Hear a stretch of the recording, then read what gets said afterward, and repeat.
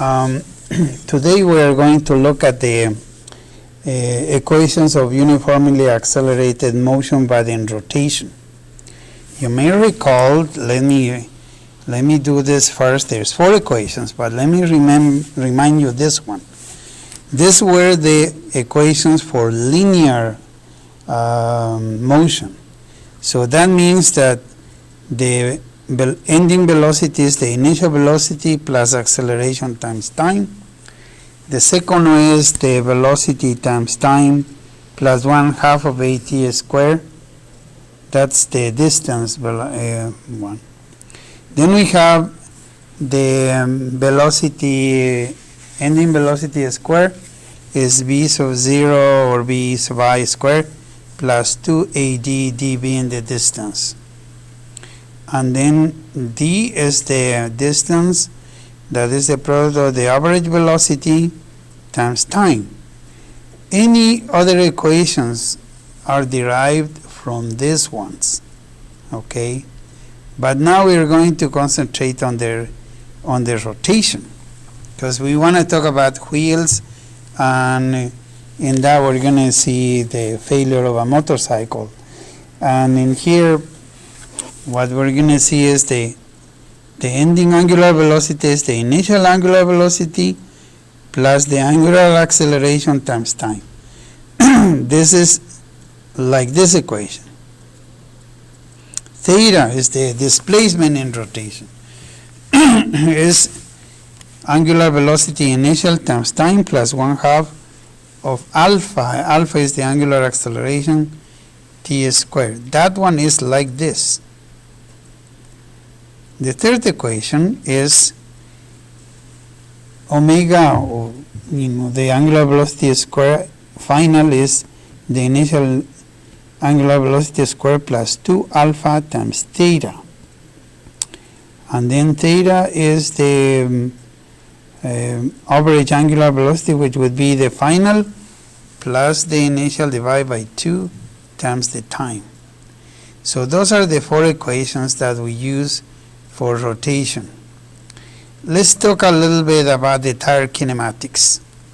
The rotation of a tire, let's say in this case, whether it's a vehicle or a motorcycle, if you put a lot of power to it, this is what's going to happen. It will slip.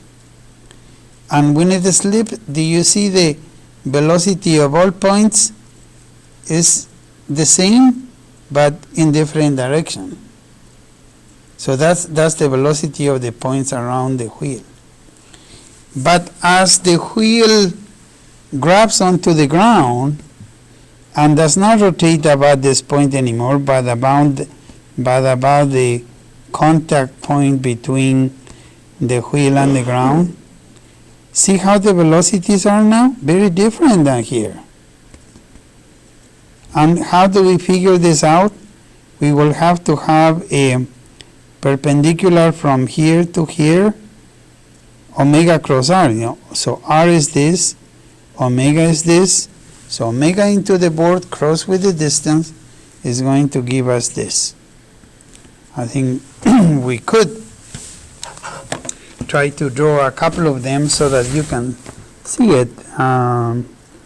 Here, let me try to put a pen in here. Like, it would be like drawing a line from here to here, and this being the perpendicular, see? So the red line would be r, and then omega cross r will give us this velocity right here. For this one would have to be like this. This is the radius, this perpendicular right here. So this would be omega cross with this radius produces this velocity. So that is the way wheels work, whether vehicles, motorcycles, anything that are in roll. So in here we have a situation that, do you see, at first it was slipping, and then see, let's do it again. Slips and then grabs the ground, and then this is what happens. Isn't that amazing that you could actually see by the change of those vectors? See, we can make it go back to the point it was sliding.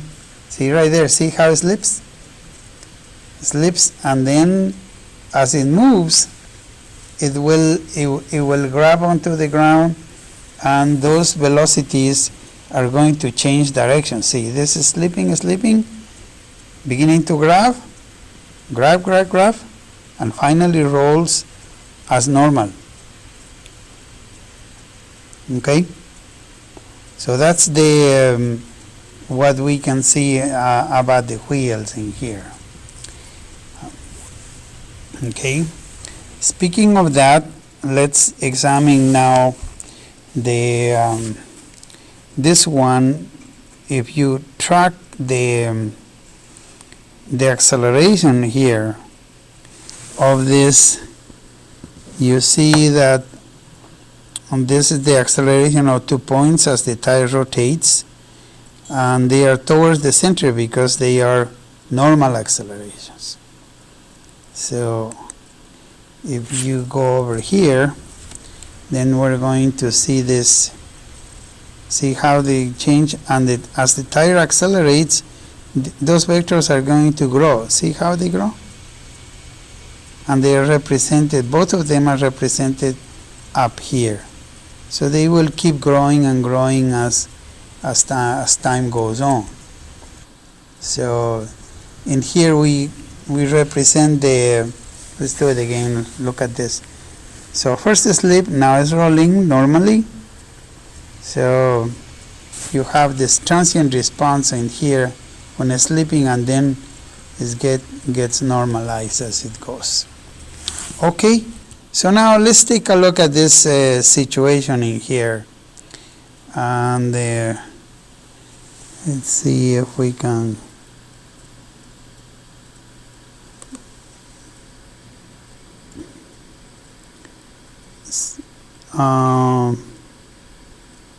okay, we need the mouse in here, and we're not getting the mouse.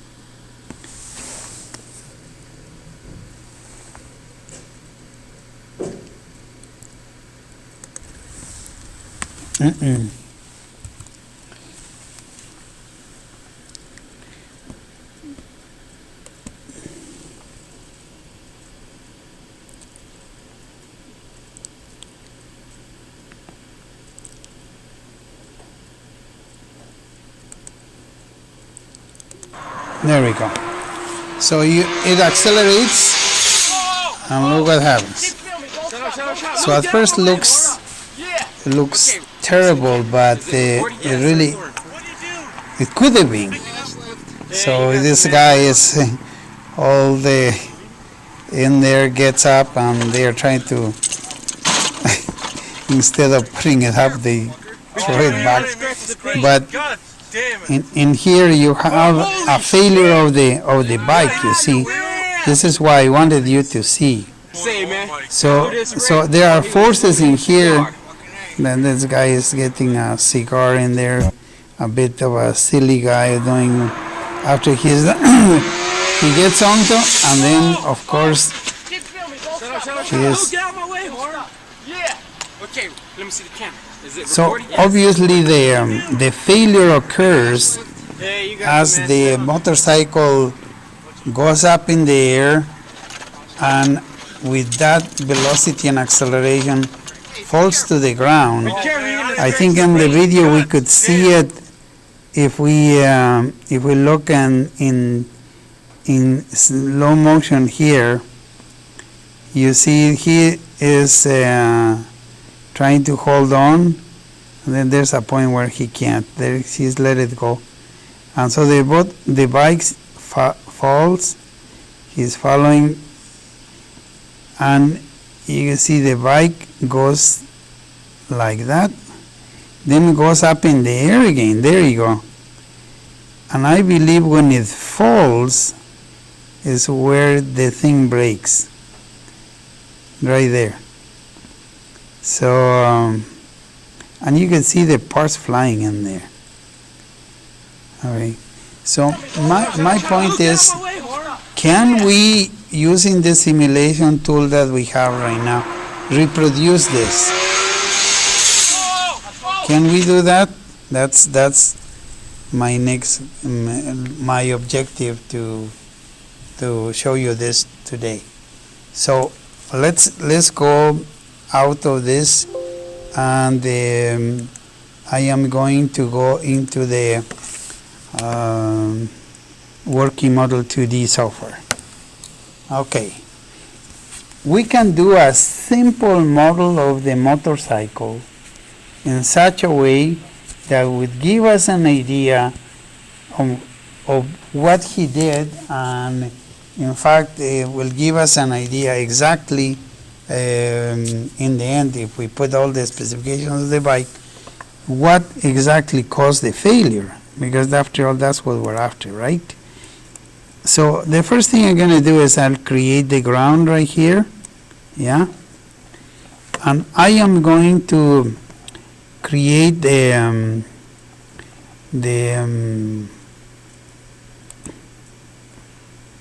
fork for the motorcycle, just a bar like this. I need some wheels for the motorcycle, I think, so that they would be a reasonable size, maybe like that, yeah. And we need another wheel for the motorcycle, so I do a Control D. You could follow me and do this, okay. And in here I would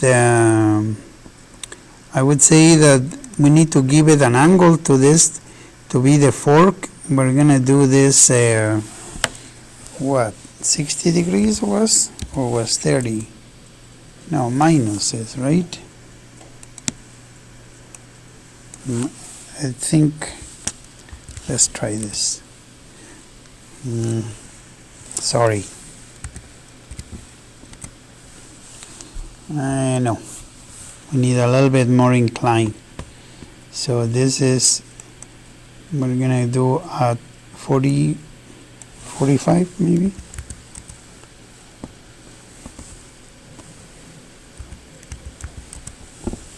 That's a little better.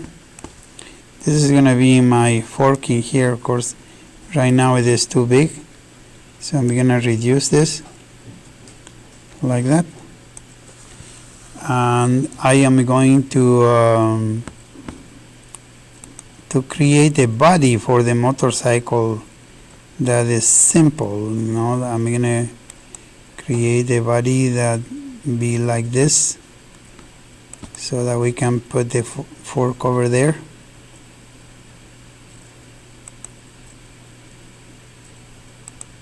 Okay, and then I'm gonna duplicate this, Control D, and I am going to put it the other way around. This would be 45 like that, and then this is going to be so much smaller, and I will put it over here, see, a little bigger.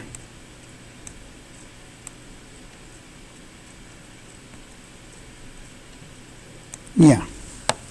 So what I'm going to do is I am going to create some constraints. See, this has the form of the motorcycle already, but I am going to create some constraints. First of all, the fixed ones, this one right here, I need to fix those two bodies. I need to fix this body here. And now the rotating ones, I'm gonna do this one in here, and then I am going to create another one right here. Now the first thing is to test whether in fact this is a motorcycle. You know, right now I need to give it some velocity of this is in meters per second.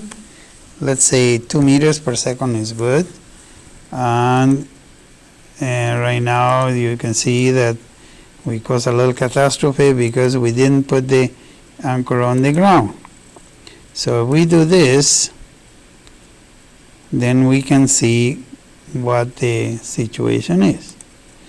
We might have an issue with some of the bodies are behind or some are in front, but we need to, first of all, let me see if this gravity is working fine, right? So we know the motorcycle is in one piece. What I would like to see is if we give this a velocity here, like let's say 5 here, okay? It's gonna fall and it will run. Somehow we have an issue with, okay, so we need to give one of these bodies a forward velocity. So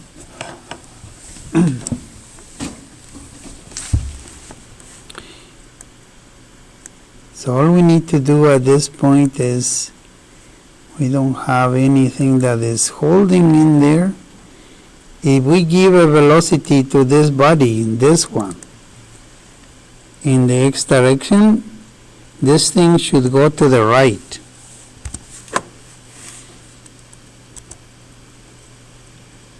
Okay?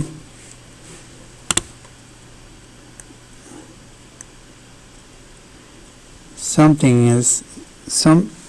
constraint is giving us difficulties right now. But I think this, you can see the motorcycle is in one piece in here. And we need to examine where we have some constraints that are not allowing it to do its job. So right now what I can do is, just I could test another thing, is we are going to put the motor in here, for the motorcycle in here, just to simulate the this. We're gonna do 10 radians per second in here, which is good. Well, that went backwards. So I am gonna go and put it forward. Value minus. Okay. And so now, there you go. Now we have the motorcycle doing what it's supposed to do. But remember, this guy was doing wheelies. So if we bump this to maybe, let's go slowly. If we bump this to 20, so minus 20, let's see how it does. Remember, we are not putting yet any weights, so we could have the in reality off here. But one thing is, this needs to be according to the ground. The kinetic friction is 0.8 for asphalt. Otherwise, this thing is like on grass, and we can't have that. This is 0.8, like this. Yeah. So let's run it. Still that's pretty good. If we keep increasing this number, I'm just gonna go all the way to 50 and see what happens. Hey, you see, it tried to lift the front. So it's a matter of tweaking these numbers. Perhaps this minus 80 here, and let's see what happens. There you go. Now you can see we could end up producing exactly what we need. There you go. See? Perhaps we went too far. So back off a little bit. Let's go to 120 here. And by doing this, pretty soon we have we have the accident in there. Okay. I think this might be too high, so I think this is probably with 110, and might work better. There you go. And then you have the accident that we have. So if we were to reduce this and extend this in here to a very long road, perhaps we could even see the effect of, in more detail, the effect of this.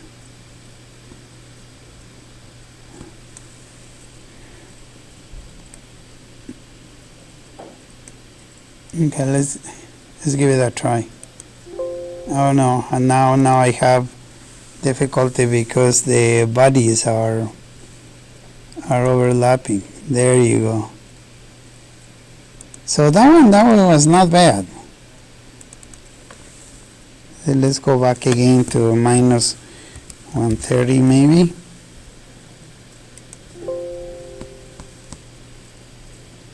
See, okay. Isn't that cool? We have been able to reproduce the failure in there. Okay, so that gives us an idea how to build this based on the video that we have. And of course the numbers could be tweaked in for the specific situation. And we're going to conclude with that for now.